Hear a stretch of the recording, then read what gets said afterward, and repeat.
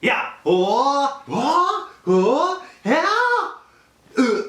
Hey everybody, Nitsa Gamer here, and yeah, I got a Link costume right here. Gotta get proper pants, but yeah, I got a little Link costume that I got from a Halloween store, so I'll wear this throughout this entire video, just for the heck of it. So this video is just going to be talking about the future projects of Nitsa Gamer, and of course where I'm going with my career and the web series and all that. So here are some of the stuff that I'll be talking about. So I will have polls in the description, so if you want to vote on what you think is best, click the link down in the description below to go to the polls, and then vote whatever you think is best. So I will be talking about the web series, advertisement and censorship, a possible Patreon, countdowns, not just any other countdowns, but actually titles of countdowns that I'll mention, and yeah, that's pretty much it.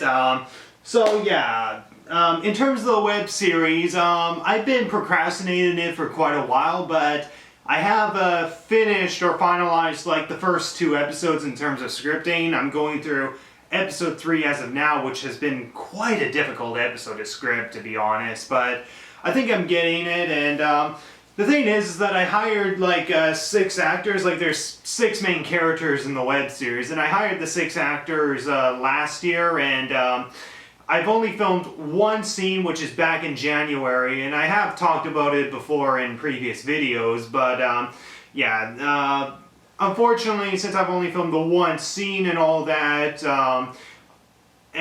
I'm so behind on actually getting anywhere with this web series, and because it took so long, at least 3 of the actors said that they can't do the role, as one of them is now in Ontario, and the other, I don't know what he's doing. The good news is that the other 3 I still have to keep, and the one that did appear on the January shoot is still going to be in it, and thank God. Yeah, so in terms of the web series, I'm hoping that I can finally start shooting in October. Now, there is a downside, however. The downside is the budget. The budget is pretty much non-existent, to be honest. So I don't know when I should launch a Kickstarter for the web series. I think I'm going to launch an Indiegogo, because I don't want you guys to be submitting money just to get it back when I don't get, like, you know, a reached amount of goal. At least with Indiegogo, you get the amount that is, like, sent to you. So I think I might use Indiegogo instead of Kickstarter. So I would use Indiegogo to raise the budget for the web series, and we're going to be shooting on like actual school locations, and then of course certain on locations and all that, and it's going to be around the Vancouver area, which is where I live, and yeah, it should be a lot of fun. And the purpose behind this web series is that I want to be able to tackle subject matters in teenagehood that are usually overlooked in high school films. Like, there was a poll that I actually started a few months back. I'll leave that in the description down below for you to check out, where I was talking about what kind of things do you want to see in a high school drama film, or what kind of cliches do you hate in like these kind of films, or what do you want to see me do with this web series. And some of you guys said that you want me to break like censorship boundaries and cliched boundaries. Like, cliched boundaries is very understandable. Censorship boundaries, it really depends on what you mean by censorship boundaries, because if anything, censorship boundaries is really just about raising the bar. Almost like how South Park, you know, takes its risque humor and tries to raise the bar on what they can talk about and all that. And really love that show. Definitely check it out. Yeah, so I will definitely love to raise the bar when it comes to this web series. And yeah, that brings us to the next thing, advertisement and censorship. So in terms of censorship, I will have like at least 2 or 3 questions dedicated to censorship. As you guys probably know, YouTube has become a lot more strict with what content creators can upload, in which you can't swear apparently. Well, beep. And of course, apparently you can't cover events such as war, natural disasters, or anything. Natural disasters. You can't cover natural disasters.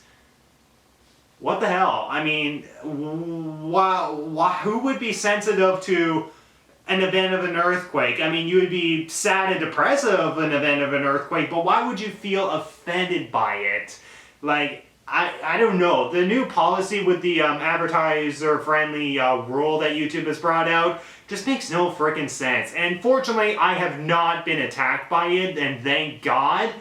I have not been attacked by it, but at the same time, it will limit the amount of freedom of speech and, of course, the topics that I want to discover in this web series, which is why I want to break censorship boundaries. So, such as being able to talk things that people would find sensitive about, non-sexual nudity, exploring sexuality, exploring dilemmas that are usually overlooked because people think that bullying and romance is really the only high school problems ever, when really it's not. And yeah, I want to break censorship boundaries. So again, poll in the description, talk about what you want to see in terms of breaking censorship boundaries. And yeah, cliche boundaries kind of counts as the same thing. Patreon. Patreon, I want to launch a Patreon because I'm not getting enough from Nitsa Gamer. Not that I'm, wanting to get money. I mean, I want to make content on Nitsa Gamer to entertain you guys and gain a following, so that way I can not only build my career, but also gain a following for the web series, as a start and all that. Now, the problem is that with this Patreon, I don't need it for Nitsa Gamer. I mean, in terms of recording video game content and, of course, doing countdowns and all that, that is stuff that I pretty much just have to do in my spare time, work on it, and pretty much upload it. Honestly, I don't need money for it. The only thing I would really need money for is, of course, for the budget of the web series and all that. But that's not to say that I won't need money for Nitsa Gamer as well, because with the countdowns, which I'll be mentioning next, the countdowns, I want to be able to add some sort of satire to it, almost like what Nostalgia Critic or Angry Video Game Nerd does, where they pretty much add some sort of live-action satire to their content to get across a point and whatever. And if you saw my countdowns on the top 7 actual good things in Sonic 06, and of course my 2 top 7 countdowns in Sonic Boom Rise of Lyric, I have live-action satire in it, and unfortunately I did have to cut out a lot from the Rise of Lyric countdown, but I add live-action satire to it in order to get across a point. I think I'm getting off topic, but the Patreon, I want to be able to get some sort of money monthly without the need of having to depend on advertisements, because the thing is that when it comes to YouTube ads and all that, the thing is that, of course, people will automatically skip ads for understandable reasons, because I do that too. But unfortunately, there's going to be a lot of people that are using this ad block crap, and it's harming a lot of the content creators. Like, seriously, if any of you use ad block, remove that. I know you hate ads. I hate them too. But you know what? It's what pays the content creators that you're watching and probably like. So seriously, take the ad block off, because the content creators need those ads if they want to be able to, well, run with their career and all that. So, and I think that's part of the reason why a lot of content creators have started a Patreon. And I think that's the reason why I should start a Patreon, is because I need to be able to make some bit of money from the side to help with the web series and some of the satires that I might add in my Nitsa Gamer countdowns, and of course any other videos outside of the web series that are live action and non-video game content. So yeah, again, in the polls, tell me when or if I should start a Patreon, if I should start it with a certain amount of subscribers, now, before Christmas, next year. Yeah, so Patreon, something I want to start, but don't want to start now if I'm going to only get like $1 a month. Alright, countdowns. Now, I'm not going to just reveal what these countdowns are going to be. I'm going to actually be revealing the titles of the countdowns. That's right, despite the fact that I've been hyping up the Rise of Lyric countdown without saying what it is, I'm going to tell you what 1, 2, 3, 4, 5, 6 countdowns that I have in mind that I want to create I'm going to tell you the titles right here, right now. So, the top 10 Legend of Zelda games. So, if you haven't figured it out, The Legend of Zelda is my favorite video game franchise of all time. Like, I know a lot of you are subscribed to me for Sonic content, but it's not my favorite video game franchise of all time, but it's definitely top 3 for sure. But yeah, Legend of Zelda is definitely number 1 for me, and I think it would be great if I tackled a countdown talking about my top 10 games. And the thing is that it's a countdown that has been done before, unlike talking about good stuff in Sonic 06 and best stuff in Sonic Boom Rise of Lyric. So what new can I bring to the table? And the next 2 are going to be Sonic countdowns. So these next 2 Sonic countdowns is going to be the top 7 best things in Shadow the Hedgehog, the video game Shadow the Hedgehog. And then, of course, the other is the top 7 worst things in the Sonic Adventure games. Now, considering that I'd be focusing on the 2 Sonic Adventure games, I might actually do a 2-parter where I focus on the first game in part 1 and then the second game in part 2. Now, of course, you might be saying, are you just milking it? Like, are you just milking, you know, whatever ideas you can off of pretty much nothing? Like, are you just out of ideas? Probably. But the thing is that I want to have a purpose with these countdowns. So with the Shadow the Hedgehog countdown, unlike Sonic 06 and Sonic Boom Rise of Lyric, I'm going to be tackling a subject about like themes, opinions, and all that. Because the thing is that despite Shadow the Hedgehog being said to be like the 3rd worst Sonic game in the franchise or whatever, or even worse than Sonic 06 to some people, it's actually my number 1 guilty pleasure of the Sonic franchise. There, I admitted it. I actually do like Shadow the Hedgehog. But I will explain why in the countdown. I don't want to explain why here, so that way I don't give it away.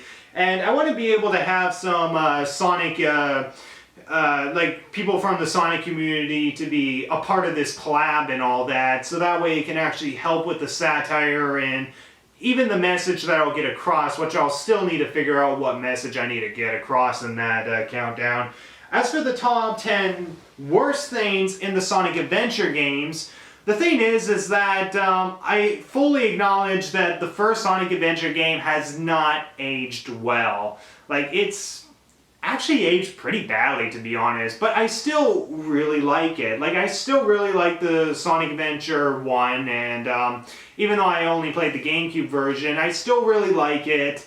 And I think it has, like, you know, at least 10 worst things to talk about. And I think it would be an interesting topic, but the thing is that when I get to part 2, which is talking about the worst things in Sonic Adventure 2, that's when it's going to be a lot more sensitive, because the thing is that if you're not, you know, nostalgic with the Genesis games or more of the modern games, you might be more nostalgic with the adventure games like I am. And the thing is that tackling Sonic Adventure 2 is not only going to be hard, but it's going to be an emotional experience, or kind of like an emotional journey for me, because Sonic Adventure 2 is not only my personal favorite Sonic game, but it was also given to me by a special someone. And yeah, if you want to see my Let's Play on Sonic Adventure 2, go watch it. I'm currently doing it. I'm pretty much about done the Dark Story, getting onto the last story. Check it out. Yeah, so those are the 2 Sonic countdowns that I'll definitely do next. So the best things in Shadow the Hedgehog and the worst things in the Sonic Adventure games. Part 1 and Part 2, covering 1 and 2. And then we get to something where we get a little bit more variation. And this one is not a video game. This one is actually going to be tackling a countdown on a TV show. And that will be the top 10 Supernatural episodes. Now, I could either tackle it in 2 countdowns where I talk about the worst things and then the best things.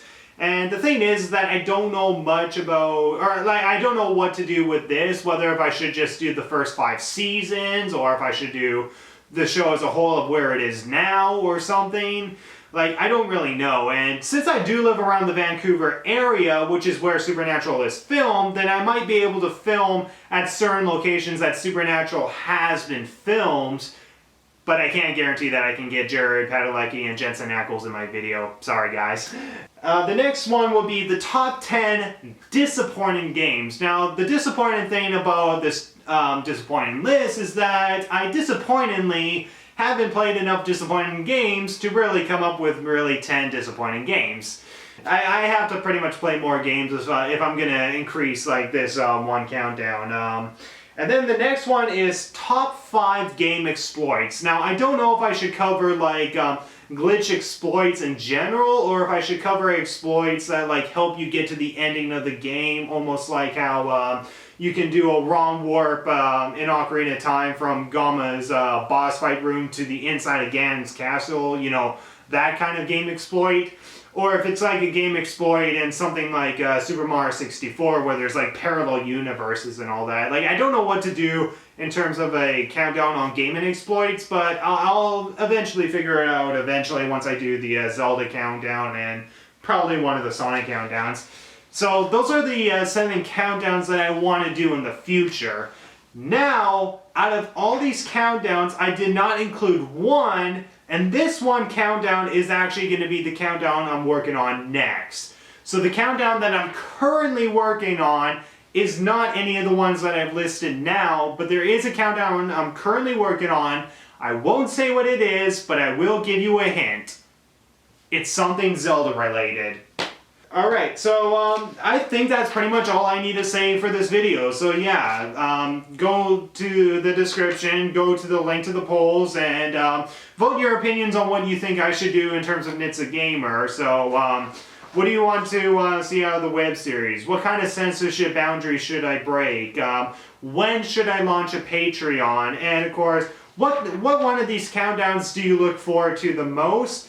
And as far as future Nit's a Gamer projects go, I will be doing a review on Final Fantasy X, as it's the very first Final Fantasy game I've beaten, and it took me like 70 freaking hours to beat. I mean, seriously. As far as I'm aware, there's a difference between a long game and Final Fantasy. Yeah. And as of now, I'm currently going through a Let's Play of The Walking Dead Season 2, so if you like story-rich games, definitely check that out. And of course, Sonic Adventure 2 Battle, and yeah. I might do Sonic Heroes next, I don't know, but I probably won't do it right away once I complete Sonic Adventure 2, but whenever I do it, I hope you guys are satisfied. So, thank you guys so much for watching, and I'll see you guys in the next Nit's a Gamer video. Goodbye.